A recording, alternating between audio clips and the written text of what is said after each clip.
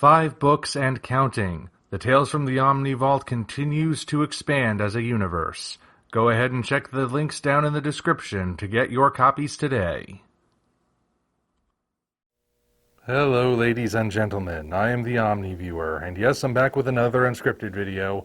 This time because I'd like to talk about something I'd like to see done in Godzilla Kong: The New Empire, because I don't feel like it was quite done as well as it could be in Godzilla vs. Kong.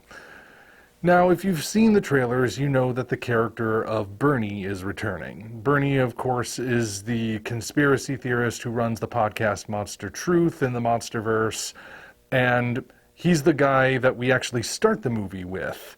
So he's a pretty significant character. And the fact that he's coming back means he's going to continue to be significant. And I gotta say, I'm actually kind of surprised that Bernie is depicted the way he is at all, considering that based on his podcast persona, he seems to be slightly modeled after Alex Jones. And the reason that surprises me is because Bernie's clearly positioned in the role of more heroic.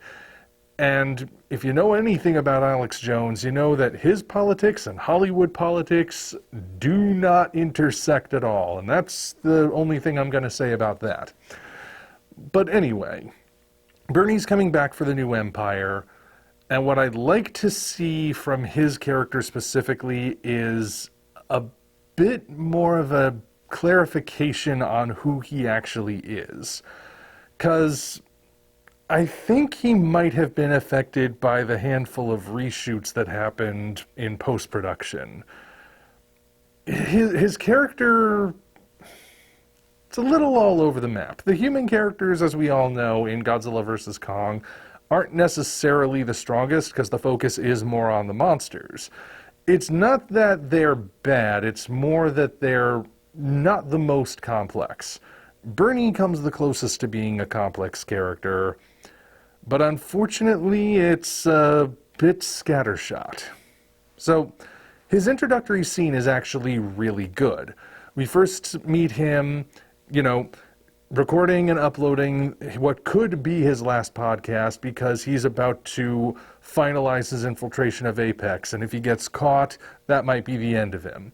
So he's putting on his persona for the audience, of course, and when he goes in, he continues acting like a weirdo, eccentric nut job in order to get that one guy away from the computer that he needs to access to in order to get the files he needs.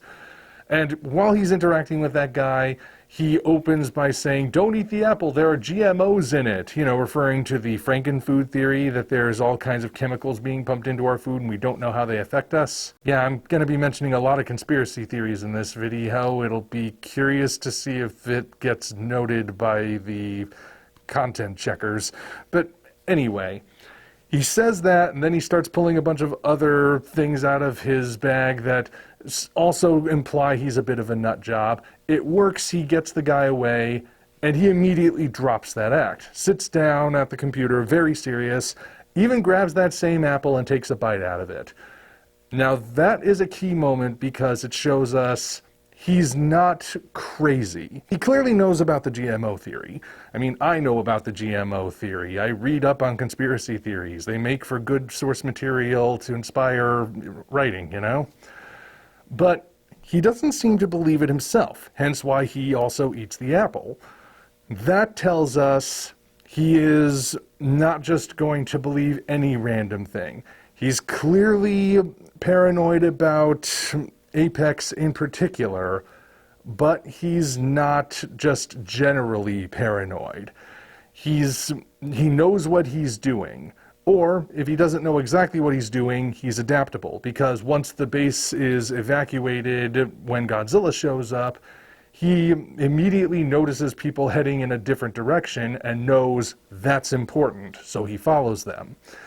The whole scene goes a long way towards showing us that Bernie is clever, resourceful, thinks quickly on his feet, and he's on the right track because he gets that first look at the Mechagodzilla eye.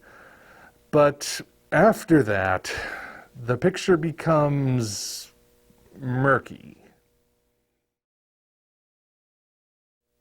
So, when I say the picture becomes murky, I mean that all that stuff established in the first scene about Bernie becomes a little harder to discern when he keeps bringing up other conspiracy-related stuff without context. Like the GMO thing, as mentioned, he clearly knows that theory, but he doesn't believe it, he just used it as part of his arsenal. And, like I mentioned, it worked. So he's not the kind of guy who just believes anything you put before him. But he keeps mentioning other stuff throughout.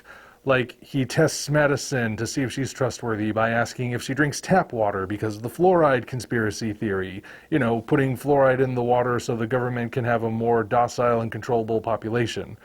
True story, I actually once went to a dentist who believed that and thus didn't use fluoride as part of her treatments. And she wound up being, well, you know what, that's a story for another time. So, that's something that he might believe, or he's just testing to see where her loyalties lie. It's hard to say exactly. But, you know, it's not necessarily the most out there thing he winds up saying.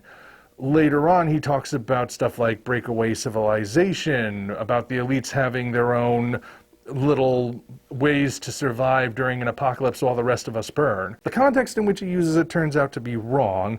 So clearly that's an instance where he wasn't on target, which casts a little bit of doubt over his perception. And then once we're in the Hong Kong Apex facility, he says that he can easily find the exit because, as he puts it, lizard people build all their bases the same. This is referring to the conspiracy theory that the ruling elites, from politicians and royal families to tech giants, to just anyone who is in a high position of power, is actually a shape-shifting lizard alien. And this comes apropos of nothing because we've seen no evidence for anything like that being in the monsterverse.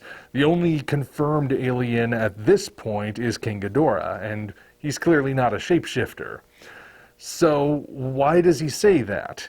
Is he just insulting Walter Simmons, or does he actually think Walter Simmons is a lizard person? It's, again, hard to say, because he's saying all these things as non sequiturs. He keeps doing it all throughout the movie, which ultimately leads to the biggest confusion of the whole film, where they discover the King Ghidorah skull that's serving as the control cockpit for Mechagodzilla, and Bernie is the one who almost immediately seems to know how it all works.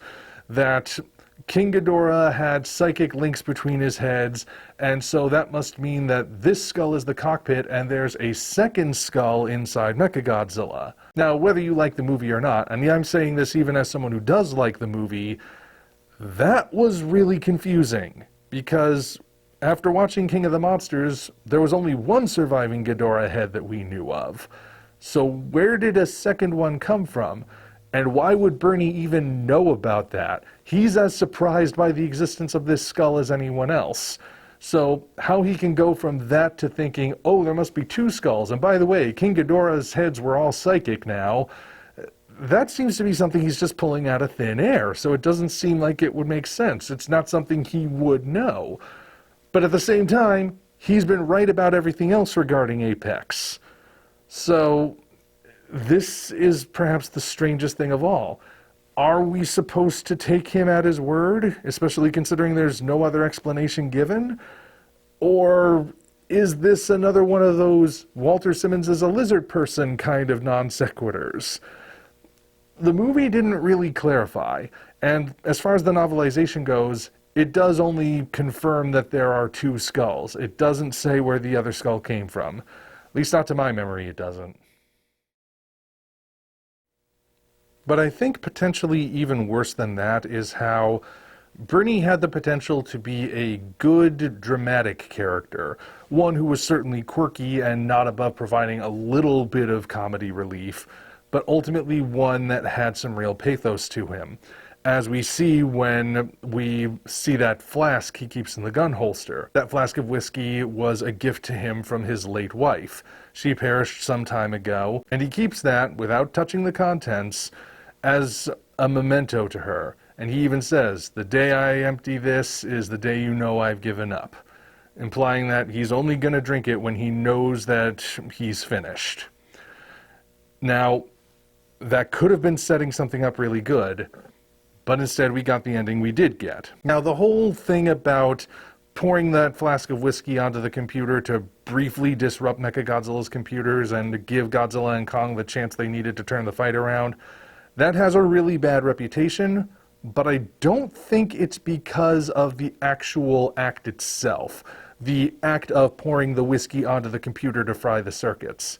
I think it's more how it was presented, how it actually played out, where as they're trying to hack into the computer, it fails, and the idea just sort of spontaneously comes to... I'm blanking on the character's name, the kid who was also in Deadpool 2. He just grabs the flask and does it. And that would be bad enough if not for Bernie's reaction, which makes it even worse, where he doesn't get distraught at the fact that this memento from his wife was just taken, ripped out of his hands and dumped onto a computer like that, but instead he's angry that he has to die sober. That's what kills this moment, I think. And if you don't believe me, if you think that just the act of pouring the whiskey on the computer is dumb no matter what, picture this alternative. We have that same setup in the earlier scene, where he says, "The moment I finally empty this flask is the moment you know my number's up." And we're in the Hong Kong facility again. The computer has locked everyone out. The kids are starting to panic. They don't know what to do anymore. The situation is desperate. They're out of options. Mechagodzilla is going to kill both Godzilla and Kong, and when he's done, he's going to wipe everyone else out. So they don't know what to do anymore. We could have had this moment where Bernie's watching all of this. He's looking all around, and then he takes that flask out, looks at it, looks over at the computer, and he goes, "I'm sorry." Or maybe he doesn't say anything. He just decides to march over to the computer. He's unscrewing the cap. Madison notices him, and she says, "What are you doing?" He says, "I was wrong. The day I empty this isn't the day I've given up. It's the day I decide to keep living." And then he pours it. And that's where we get that moment. You gotta admit, that has more pathos to it, right? That could have actually made the scene better. It would have made that earlier scene a bit of foreshadowing. Not just for, hey, look, we have a flask, but now that the flask that was assigned meaning at the beginning also has meaning at the end. I don't know what exactly it was that caused all of these things to happen in Godzilla vs. Kong. And again, I wish to remind everyone, I like Godzilla vs. Kong. I do think it is a good movie. Best of the monsterverse, maybe not, but I do still enjoy it. I haven't changed my mind about a thing. But these are just all the reasons why I found Bernie's character, a character I want to like, frustrating. I bring all of this up because, as mentioned, Bernie is coming back in Godzilla Kong: The New Empire.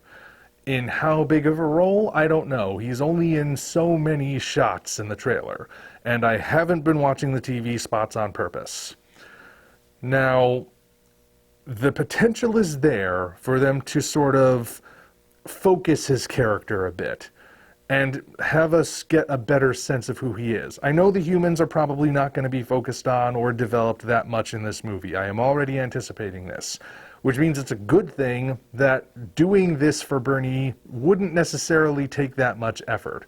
All they have to do is make a choice to depict him just a little bit more seriously and show that he's not just going to spout random conspiracy theories depending on the scene, or even without context. That he actually does know what he's doing. He's still paranoid, but that doesn't mean he's nuts. And, well, I hope it gives us a little bit more insight into him, just a little, so that we can say, his character actually is a good one. But I don't know. It'll be interesting to see how this video ages come the end of March. But I just thought that was one thing I wanted to see from the human side of the story. And again, I acknowledge, human side's probably not going to be that complex, because this is a movie that's more focused on the monsters based on everything we've seen. And you know what? That's okay with me. I just don't want the humans to be totally neglected. And Bernie, I hope, gets the attention he deserves. And that's my thoughts at the moment. Until such time as we meet again, this is the Omniverse signing off. Thank you all for watching. Now be sure to head down to the description to check us out on other platforms, as well as find links to the 5 current books in the Tales from the Omni Vault universe. Again, thank you all, and we'll see you next time.